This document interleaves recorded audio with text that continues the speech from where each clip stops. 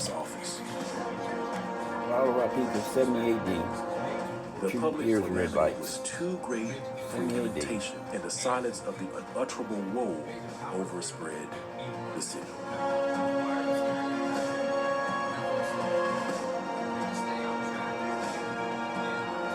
The Romans, having pursued the attack with the utmost rigor, advanced their last engines against the walls, after having converted into a desert, for wood to construct them, a country well planted and interspersed with gardens, for more than 11 miles round the city. They scaled the inner wall, and after a sanguinary encounter, made themselves masters of the fortress Antonia. Still, however, not only the zealots, but many of the people were yet so blinded that though nothing was now left but the temple, and the Romans were making formidable preparation to batter it down, they could not persuade themselves that God would suffer that holy place to be taken by heathens, but still expected a miraculous deliverance. And though the war was advancing towards the temple, they themselves burnt the portico, which joined it to Antonia, which occasioned Titus to remark that they began to destroy with their own hands that magnificent edifice which he had preserved.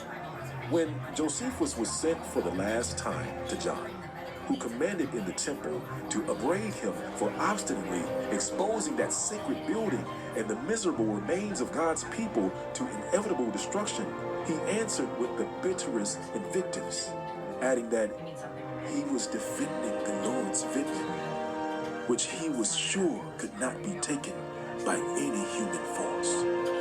Perhaps John should have read Isaiah chapter 5, verse 5, which reads, "And now go to, I will tell you what I will do to my vineyard. I will take away the hedge thereof, and it shall be eaten up, and break down the wall thereof, and it shall be trodden down.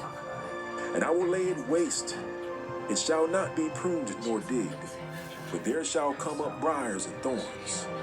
I will also command the clouds that they rain no rain upon it. For the vineyard of Yahuwah of hosts is the house of Israel, and the men of Judah his pleasant plant.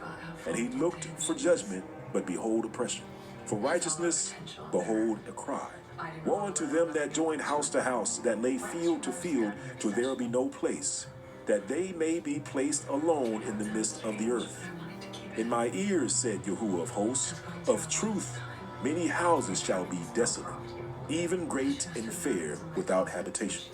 Yea, 10 acres of vineyard shall yield one bath, and the seed of a homer shall yield an ephah.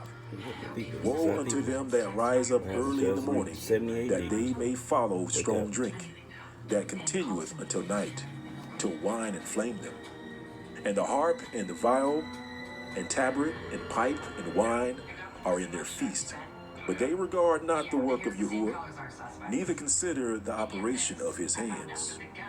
Therefore, my people are gone into captivity, because they have no knowledge, and their honorable men are famished, and their multitude dried up with thirst.